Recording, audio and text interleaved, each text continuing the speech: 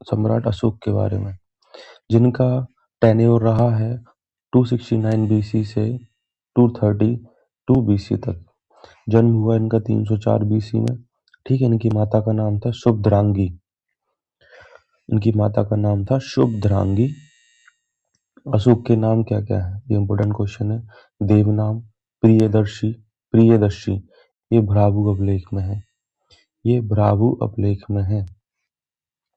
देवनाम, प्रियदर्शी और प्रियदर्शी, ये भ्राभु अभिलेख में। देवाना प्रिय, ये भी इनका नाम है, देवाना प्रिय। बुद्ध शाख और अशोक, ये मास्की और गुजर्रा अभिलेख में लिखा हुआ है इनका नाम। कभी कभी क्वेश्चन आता है कि सम्राट अशोक का अशोक नाम किस अभिलेख में है, मास्की और गुजर्रा। गुजर्रा तो ये अपनी दतिया एमपी के पास में है। अशोक वर्धन ये पुराणों में लिखा हुआ है। अशोक वर्धन पुराणों में लिखा हुआ है। अशोक के अभिलेख क्या है, मास्की जो कर्नाटक में है, गुजर्रा दतिया एमपी में है, नेटूर ये कर्नाटक में है, उदयगुलान ये कर्नाटक में, सारे कर्नाटक में है। गुजर्रा जैसे, चलिए इसको ऐसे, गुजर्रा दतिया एमपी में। ट्रिक है इसकी, नीतू मास्क लेने गुजरी, नीतू नेटूर, मास्की मास्क लेने मास्की, लेने तो ये है उदयगुलान, इसका उदयगुलान, गुजरी गुजर्रा। गुजर्रा देखो, गुजर्रा एमपी में, बाकी मास्की, नेटूर, उदयगुलान ये सब कर्नाटक में है। एक और बार कि 304 बीसी में जन्म हुआ और माता का नाम शुभद्रांगी, अशोक के नाम देवनाम, प्रियदर्शी, प्रियदर्शी, ये है भ्राभु अभिलेख में। देवाना प्रिय, बुद्ध शाक, अशोक ये मास्की, गुजर्रा अभिलेख में है। अशोक वर्धन ये पुराणों में नाम है। ठीक है। भ्राभु अभिलेख जो कि राजस्थान में है, भ्राभु अभिलेख जो कि राजस्थान में है, स्वयं को इस अभिलेख में अशोक स्वयं को मगध का सम्राट बताता है। ठीक है, मगध का सम्राट अशोक ने किस अभिलेख में अपने आप को स्वयं को बताया है, तो उसका आंसर होगा भ्राभु अभिलेख में बताया है। अभिलेखों को किसने खोजा, अभिलेखों को किसने खोजा, अभिलेखों को खोजा है टी फार्दिलीथर, FARTHELETHER 1750 में। इनको पढ़ा किसने, जेम्स प्रिंसेप ने, ये इम्पोर्टेंट है। 1837 में इसको पढ़ा है जेम्स प्रिंसेप ने।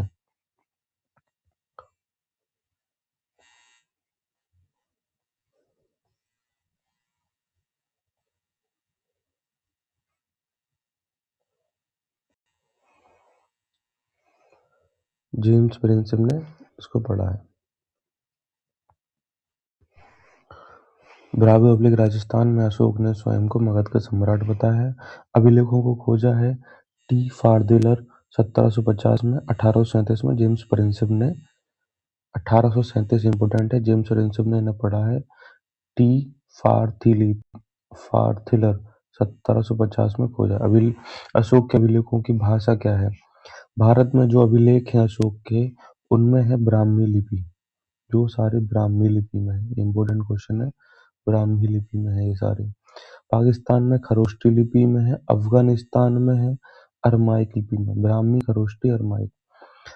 अशोक के अभिलेखों की भाषा भारत में है ब्राह्मी लिपि, और पाकिस्तान में खरोष्टी लिपि में, अफगानिस्तान में अरमाइक लिपि।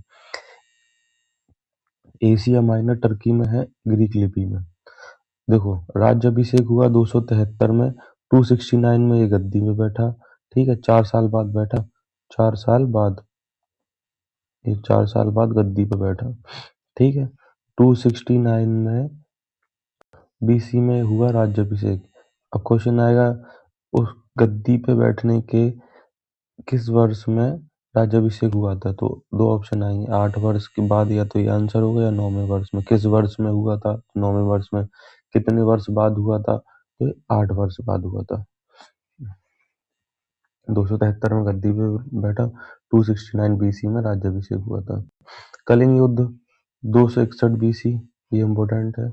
261 बीसी में युद्ध हुआ था कलिंग युद्ध। ये उड़ीसा में है कलिंग, ये क्वेश्चन में। कलिंग की राजधानी क्या है, तोसली, तोसली, तोसली, कलिंग की राजधानी है तोसली। राजा है पद्मनाभ, पद्मनाभ राजा हैं। दया नदी के किनारे है कलिंग, दया नदी के किनारे, ठीक है, पद्मनाभ राजा है। 261 बीसी में कलिंग युद्ध हुआ। उड़ीसा में है कलिंग। कलिंग की राजधानी है तोसली। राजा है पद्मनाभ, दया नदी के किनारे। अशोक की नीति कौन सी है? भेरी घोष की नीति है, जो कि युद्ध नीति है इनकी। भेरी घोष की नीति युद्ध नीति। कलिंग युद्ध के बाद उसने धम्म घोष की नीति अपनाई, ठीक है, धम्म घोष की नीति उसने अपना ली, जिसको शांति की नीति भी बोलते हैं, ठीक। कलिंग युद्ध के बाद धम्म घोष की नीति अपनाई, ये शांति की नीति है। पहले वो अपनाता था युद्ध नीति, भेरी घोष की नीति, धम्म घोष की नीति। युद्ध के बाद अशोक ने बौद्ध धर्म अपना लिया। क्या अपना बौद्ध धर्म अपना लिया? बौद्ध धर्म की प्रेरणा अपने भतीजे नीग्रोह से ली और शिक्षा उपगुप्त से ली। शिक्षा उपगुप्त से ली। प्रेरणा भतीजे नीग्रोह से ली और शिक्षा उपगुप्त से ली।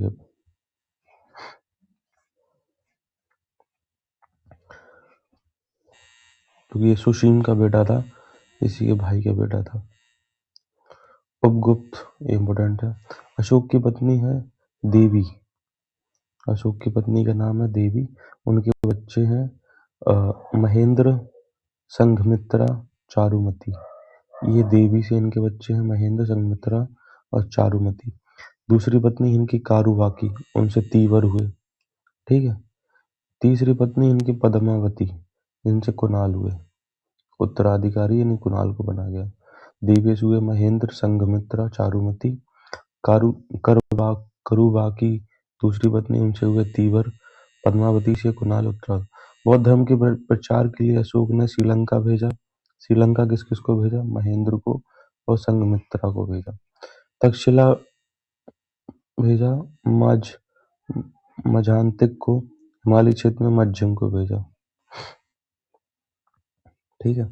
भारत में सर्वप्रथम शिलालेखों को प्रारंभ अशोक ने करवाया। अशोक के शिलालेख हैं 14, स्तंभलेख हैं 7, गुहालेख है 3। अशोक ने सबसे पहले शिलालेखों का प्रारंभ करवाया।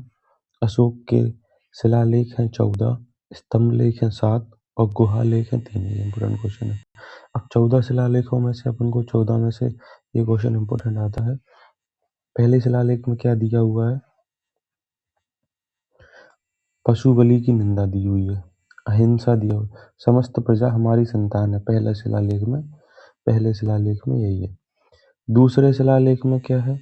पशु चिकित्सा। पहले में देखो पशु बलि नहीं, मत दो, पशु बलि की निंदा दी हुई है, अहिंसा दिया हुआ है, समस्त प्रजा हमारी संतान है। तो दूसरे में है पशु की चिकित्सा होनी चाहिए। दक्षिण राज्यों का उल्लेख है, चोल, चेर, पांड्य, सत्यपुत्र, ये सब लोगों का उल्लेख है। तीसरे अधिकारी, रज्जुक, युक्तक, प्रदेशक, प्रत्येक 5 वर्ष में नगर का भ्रमण करना है, ये अधिकारी दिए हुए हैं तीसरे शिलालेख में। चौथे शिलालेख में क्या दिया हुआ है कि भेरी घोष की नीति के स्थान पर धम्म घोष की नीति अपना ली उसने, ठीक है। 5वें शिलालेख में धम्म महामात्र, ये ऑफिसर्स हैं की नियुक्ति हुई और उनके कार्य उन्हें बताए गए, ठीक है। 6वें शिलालेख में है आत्मनियंत्रण, 24 घंटा और 7 दिन आपको आत्मनियंत्रण में। 8 में दी है धम्म यात्रा के बारे में, ठीक है, संपर्क किया सबसे धम्म जा के सबसे, ठीक है।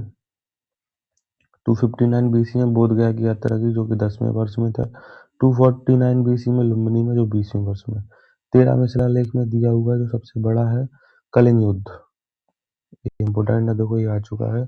कलिंग युद्ध के बारे में कौन से अशोक के कौन से शिलालेख में उल्लेख है? 13वें शिलालेख में। 14वें में है सद्भावना की नीति। 11वें में धम्म का उल्लेख है। 12वें में है सारवृद्धि, जिसको धार्मिक सहिष्णुता बोलते हैं। 7वें में है धार्मिक समन्वय के प्रति, सभी धर्म के प्रति आपको पोलाइट रहना है। अशोक के स्तंभ लेख जो कि 7 हैं, 7 स्तंभ लेख हैं अशोक के। दिल्ली टोपरा, मेरठ दिल्ली, कौशाम्बी, लौरिया, नंदनगढ़, लौरिया अररोज, रामपुरा, रामपुखा। अशोक स्तंभ लेख सारनाथ। मौर्य काल को 3 भागों में विभाजित किया गया। नाभिकीय भाग, इसको बोलते हैं न्यूक्लियर पार्ट, मुख्य भाग मेन पार्ट, और दूरवर्ती part remote area. Nuclear part, main part और रिमोट एरिया, 3 पार्ट में डिवाइड किया गया। सोसाइटी समाज कैसा था? प्रत्यसत्तात्मक था, पैट्रियार्चल था। ठीक है, इसमें प्रथाओं की हेड होता था। लैंग्वेज क्या थी? भाषा संस्कृत, प्राकृत और पाली। ये इंपॉर्टेंट क्वेश्चन है। संस्कृत, प्राकृत और पाली। अशोक ने राजकीय भाषा घोषित किया पाली को। पाली को राजकीय भाषा घोषित किया अशोक ने। संस्कृत, प्राकृत, पाली। मुद्रा थी पढ़। मुद्रा थी अशोक के समय पे पढ़। देखो अशोक के 14 शिलालेखों के बारे में देखते हैं। देखो, पहला है पशु बलि की निंदा। पशु बलि की निंदा। अहिंसा, समस्त प्रजा हमारी संतान है। ठीक है, पहला पशु बलि की निंदा करी है उन्होंने। अहिंसा का पालन करो, हिंसा मत करो, समस्त प्रजा हमारी संतान है। दूसरा, पशु की चिकित्सा के बारे में बोला है। दक्षिण राज्यों का उल्लेख है, चोल, चेर, पांड्य, सत्यपुत्र। तीसरे में है अधिकारियों का वर्णन किया है कि प्रत्येक 5 वर्ष में नगर भ्रमण करेंगे। ठीक है। चौथे में भैरी घोष नीति की जगह उन्होंने धम्म नीति अपनाने पर बल दिया है। ठीक है। 5वें पे है धम्म महामात्रों की नियुक्ति, ऑफिसर्स की, और उनके कार्य का उल्लेख है 5वें शिलालेख में। 6वें में है आत्मनियंत्रण में रहना है 24 घंटे 7 दिन आपको। 7वें में है धार्मिक संवय रहे, धार्मिक संवय। 8वें में है धम्म यात्राएं। ठीक है। 9वें में है क्या? सच्ची भेंट तथा सच्चे शिष्टाचार है। 10वें में अशोक के आदेश हैं जनता के हित में। जनता के हित के बारे में सोचें, अशोक के आदेश हैं ऐसे। जनता के हित के बारे में सोचें। धम्म नीति की व्याख्या या उल्लेख दिया हुआ 11वें। 12वें में दिया सभी संप्रदायों के बीच धार्मिक सहिष्णुता का निवेदन किया गया है। 13वें में है कलिंग युद्ध, सबसे बड़ा है ये शिलालेख। और 14वें में सद्भावना की बात की गई है। आप इनकी ट्रिक बन सकती है क्या? देखो, पहले में पशु बलि की निंदा, अहिंसा और समस्त प्रजा हमारी संतान है। दूसरे में पशु चिकित्सा, दक्षिण राज्यों का उल्लेख है, चोल, चेर, पांड्य, सत्यपुत्र। तीसरे में अधिकारी है, हर 5 साल में नगर भ्रमण करना है। चौथे में क्या है? भैरी घोष की नीति की जगह धम्म नीति अपनाने पर। 5वें में क्या है? धम्म महामात्रों ऑफिसर्स की नियुक्ति और उनके कार्य। ठीक है। 7वें में है आत्मनियंत्रण। 8वें में है 6वें में है आत्मनियंत्रण। 7वें में है धार्मिक समन्वय। ठीक है। यहाँ से इम्पोर्टेंट कौन सा? 12वां, 13वां, जिसमें कलिंग युद्ध दिया हुआ है, और धम्म यात्राएं 8वें में है। ठीक है। 7वें में धार्मिक संवय है। 9वें में सच्ची भेंट बता, सच्चे शिष्टाचार। 10वें में अशोक के आदेश है, जनता के हित में सोचें। धम्म नीति की व्याख्या उल्लेख है जहाँ पे, वो है 11वें में। 12वें में सभी संप्रदायों के बीच में धार्मिक सहिष्णुता का निवेदन किया हुआ है। 13वें में कलिंग युद्ध सबसे बड़ा। 14वें में सद्भावना की बात। ठीक है। अधिकारी होते थे उनके यहाँ पे, तो उन अधिकारियों में से देखिए, एक उपधा परीक्षण होता है। ठीक है। उपधा परीक्षण जैसे मुख्यमंत्री या पुरोहित का चुनाव जिसको बोलते थे, मुख्यमंत्री या पुरोहित का चुनाव। मंत्री परिषद के जो सदस्य होते थे उन्हें अमात्य बोलते थे, अमात्य। उपधा परीक्षण कह लो कि ये था मुख्यमंत्री और पुरोहित का चुनाव। मंत्री परिषद के सदस्य को अमात्य बोलते थे। सीता अध्यक्ष जो होते थे वो होते थे राजकीय भूमि से प्राप्त आय सीता का अधिकारी। सीता अध्यक्ष, राजकीय भूमि से प्राप्त आय मतलब वो सीता का अधिकारी। संहर्ता होता था, ये होता रेवेन्यू डिपार्टमेंट, राजस्व विभाग। सन्निधाता होता था कोषाध्यक्ष ट्रेजरर होता था, सन्निधाता। प्रादेष्टा क्या होता था? फौजदारी विभाग, क्रिमिनल डिवीजन के लिए। धर्मसह या व्यवहारी जिसको बोलते हैं, ये दीवानी डिपार्टमेंट था, ये क्रिमिनल वाला, ये फौजदारी या दीवानी। 26 मंत्री परिषद थे। पौतावध्यक्ष होते थे मापतौल वाले, पौतावध्यक्ष मापतौल वाले। तो देखो, उपदा परीक्षण होता था, मुख्यमंत्री और पुरोहित का चुनाव। मंत्री परिषद के सदस्यों को बोलते थे अमात्य। सीता अध्यक्ष होते थे राजकीय भूमि से प्राप्त आय सीता का अधिकारी। समाहर्ता बोलते थे राजस्व विभाग को, रेवेन्यू को। सन्निधाता बोलते थे कोषाध्यक्ष, ट्रेजर को। प्रादेष्टा फौजदारी विभाग, क्रिमिनल डिवीजन होता था। धर्मसह या व्यवहारी उसको दीवानी विभाग बोलते थे। ठीक है, डिस्ट्रिक्ट डिपार्टमेंट। 26 मंत्री परिषद थे। पैतावध्यक्ष बोलते थे मापतौल वाले। अशोक ने अपने शासनकाल में 10वें वर्ष में बोधगया की यात्रा करी, 20वें वर्ष में लुम्बिनी, जहाँ बुद्ध पैदा हुए थे वो लुम्बिनी, बोधगया जहाँ उनको एनलाइटनमेंट मिली थी। अशोक बोधगया, कुशीनगर, लुम्बिनी, कपिलवस्तु, सारनाथ, श्रावस्ती, ऐसे। नेपाल और कश्मीर, ये दो इम्पोर्टेंट क्वेश्चन है। इसको देवपत्तन और श्रीनगर की स्थापना करी। ठीक है, नेपाल, कश्मीर, देवपत्तन जिसको बोलते थे, उसकी स्थापना करी। अंतिम शासक इनका था बृहद्रथ। अंतिम शासक था इनका बृहद्रथ। अंतिम शासक था मौर्य वंश का बृहद्रथ। यहाँ कंफ्यूजन होती है कि मगध साम्राज्य में राजधानी कब कहाँ कौन सी थी। तो हर्यक वंश जब था तो इस टाइम जो राजधानी हुआ करती थी वो थी, इस टाइम इनके रूलर कौन से थे? देखो, बिंबिसार था रूलर इनका। ठीक है, बिंबिसार और अजातशत्रु और उदयन। ठीक है, बिंबिसार के टाइम पे राजगृह थी, फिर अजातशत्रु के टाइम पर भी राजगृह ही थी। ठीक, उदयन ने पाटलिपुत्र बनाई, इसको कुसुमपुरा भी बोला है। और तीन नदियों के किनारे है, गंगा, गंडक और एक और नदी है। ठीक है, और यहाँ से ये चेंज हुई उदयन के टाइम पे, राजगृह पाटलिपुत्र। शिशुनाग वंश में क्या हुआ? शिशुनाग ने वैशाली को बनाया राजधानी। ठीक है, काला अशोक ने क्या किया? दूसरी बुद्ध परिषद जो थी वो उन्होंने वैशाली में ही कराई, लेकिन उसके बाद उन्होंने पाटलिपुत्र को कैपिटल बना दिया। फिर नंद वंश में ही पाटलिपुत्र आई, जो कि पहली नॉन क्षत्रिय वंश था। फिर पाटलिपुत्र धननंद के समय पे भी रही। मौर्य साम्राज्य में भी पाटलिपुत्र ही रही है। ठीक है, तो अपन को एक ही जगह याद करना है कि हर्यक वंश में जैसे बिंबिसार के समय ये थी राजगृह, अजातशत्रु के टाइम पे भी राजगृह ही थी। फिर उदयन ने पाटलिपुत्र को राजधानी बनाया, शिशुनाग ने वैशाली, फिर कालाशोक ने वैशाली में बुद्धिस्ट काउंसिल कराई, लेकिन पाटलिपुत्र फिर से बना दिया। नंदवंश में पाटलिपुत्र जो कि पहली नॉन क्षत्रिय डायनेस्टी थी। मौर्य वंश में क्या हुआ? पाटलिपुत्र ही रही है।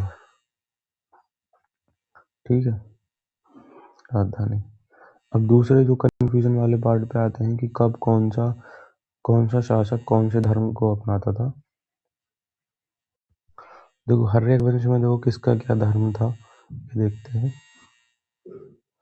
बिंबिसार जो थे पहले वो बौद्ध धर्म को मानते थे, लेकिन उनकी जो पत्नी थी चेटिका या चेलना, उनके कहने पर उन्होंने जैन धर्म अपना लिया। अजातशत्रु भी जैन धर्म का था, तो यहाँ हर्यक वंश में क्या हो गया? जैन धर्म हो गया। उदयन का कुछ अता पता नहीं है। शिशुनाग वंश में क्या हुआ? कालाशोक ने दूसरी बुद्धिस्ट काउंसिल जो कराई थी उसमें बौद्ध धर्म अपनाते थे। शिशुनाग का कुछ अता पता, नंद वंश का भी कुछ पता नहीं है कि कौन सा धर्म अपनाते थे। मौर्य साम्राज्य में क्या हुआ? चंद्रगुप्त मौर्य थे, वो थे जैन धर्म के अपनाए। जैन धर्म जो श्रवण बेलगोला चले गए थे भद्रबाहु के साथ श्रवण बेलगोला चले गए थे। फिर उन्होंने चंद्रगिरी की पहाड़ियों पर सल्लेखाना व्रत के द्वारा अपने प्राण क्या त्याग दिए थे, वो जैन धर्म। बिंदुसार का पता नहीं, सम्राट अशोक बौद्ध धर्म के थे। ये उपगुप्त से प्रेरणा लेती निग्रो से अपने भतीजे और उपगुप्त से इन्होंने शिक्षा ली बौद्ध धर्म की। फिर धम्म घोष नीति बेरी घोष नीति के बाद इन्होंने धम्म नीति अपनाई जो कि शांति की नीति थी। फिर तीसरा कंफ्यूजन का पार्ट रहता है कि इनके नाम, अन्य नाम क्या क्या है, ये सबसे इम्पोर्टेंट रहता है। अन्य नाम,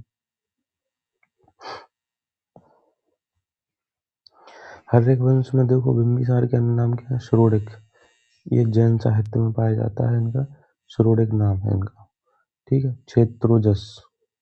क्षेत्रोजस भी इनका नाम पाया जाता है, ठीक है। ये मत्स्य पुराण में है, ये मत्स्य पुराण में है। बिंबिसार का श्रोडिक है और क्षेत्रोजस, ये मत्स्य पुराण में पाया जाता है। क्षेत्रोजस और श्रोडिक जैन साहित्य में।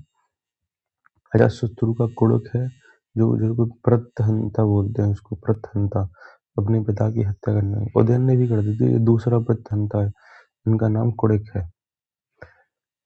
शिशुनाग वंश में किसी के कोई अलग नाम नहीं है। नंद वंश में आए महापद्मानंद, इन्होंने अपने आप को बहुत बड़ी बड़ी उपाधियां दी हैं। इन्होंने दी है उग्रसेन, दी है अपने आप को उपाधि उग्रसेन। परशुराम का दूसरा अवतार महापद्मानंद है। सर्वशांतक, एक रात, चार हैं इनके नाम महापद्मानंद के। उग्रसेन, एक रात, सर्वशांतक, परशुराम का दूसरा अवतार। फिर इसके बाद नंद वंश में धनानंद है, जो लास्ट रूलर है, उनका नाम है अग्रमीज, उन्हें अपना नाम रखा है अग्रमीज। मोस्ट इम्पोर्टेंट है मौर्य साम्राज्य में चंद्रगुप्त मौर्य के नाम जो है, चंद्रगुप्त मौर्य का नाम जो है वो है एंड्रोकोटस एपियन, और प्लूटार्क ने ए से एंड्रो, ए से एपियन, तो एपियन और सेंड्रोकोटस का क्या है, जस्टिन ने, ठीक है। चंद्रगुप्त मौर्य के नाम हो गए। फिर है बिंदुसार, वो ये थे बिंबिसार, ये है बिंदुसार। बिंदुसार के हैं अमित्रघात, ये है स्लेयर ऑफ फोर्स, ठीक है। वरिसार, भद्रसार, सिंहसेन, अमित्रोकोटिस। बिंदुसार के हैं Amitraghata, slayer of force, वरिसार, भद्रसार, Singhsen, अमित्रोकोटिस। फिर तीसरे आते हैं शिशुनाग, चंद्रगुप्त मौर्य के वंश के सम्राट अशोक, इनका नाम देवाना प्रिय, देव नाम प्रियदर्शी, ये है भ्रावु अभिलेख में, ये भ्रावु अभिलेख में मेंशन है ये, ठीक है। फिर है बुद्ध शाक्य अशोक, ये है मास्की और गुजर्रा अभिलेख में, ठीक है। अशोक वर्धन ये पुराणों में दिया हुआ है, ठीक। सम्राट अशोक के नाम है देव नाम प्रियदर्शी, ये भ्रावु और भ्रावु अभिलेख में है। बुद्ध शाक्य अशोक और देवाना प्रिय ये मास्की गुजर्रा अभिलेख में है, ठीक है। अशोक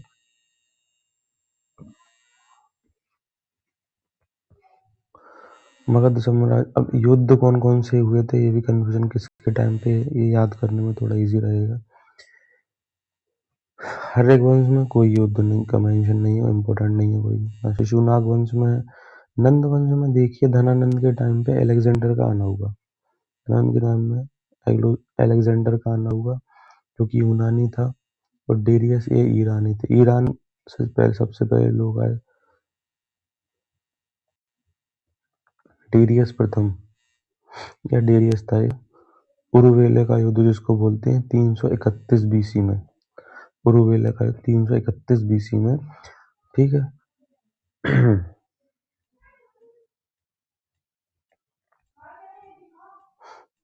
राजा पुरु और सिकंदर के बीच में 325 बीसी में ये हुआ, राजा पुरु और सिकंदर के बीच में 325 बीसी में, और उरुवेला का 331 बीसी में हुआ डेरियस और सिकंदर के बीच में। ये राजा पुरु और सिकंदर के बीच में, इसको भी कुछ बोलते हैं, इसको बैटल ऑफ हेदेस्पीस बोलते हैं, हदस्पीस की लड़ाई, हदस्पीस का युद्ध हो गया। हदस्पीस का युद्ध राजा पुरु और सिकंदर के बीच में 325 बीसी में, 25 बीसी में, और ये उरुवेला का 331 डेरियस में और सिकंदर के बीच में। Battle of Hydaspes, Hydaspes. वो कलिंग युद्ध का 261 बीसी में हुआ। ये हुआ ये हुआ पद्मनाभ, पद्मनाभ कलिंग के राजा जो थे, ठीक है, दया नदी के किनारे थे, उड़ीसा में है, ठीक है, कलिंग। एक बार कंफ्यूजन क्लियर किया जाए तो धनानंद के टाइम पे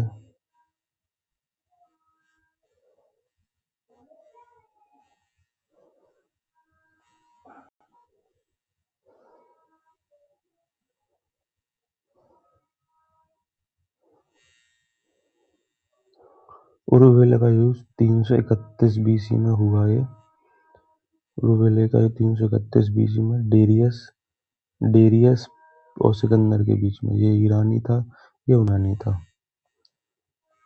फिर ये युद्ध हुआ बैटल ऑफ हदस्पीस, झेलम वॉर, जिसको बेतिस्ता वॉर भी बोलते हैं, 325 बीसी में। वो 331 में 300 राजा पुरु और सिकंदर के बीच में। प्यास नदी पार करने से मना कर दिया था सिकंदर की सेना ने। अब हम आते हैं कुछ क्वेश्चंस पर।